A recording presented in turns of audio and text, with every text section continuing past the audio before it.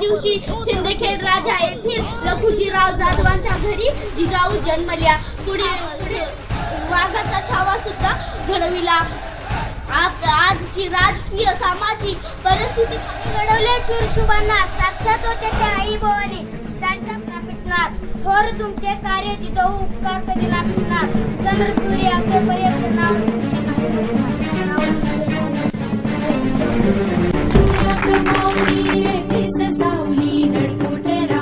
शिवशंकर हा मुक्तीची मंत्रणा युक्तीची यंत्रणा दुष्ट दुर्जना प्रलयंकर.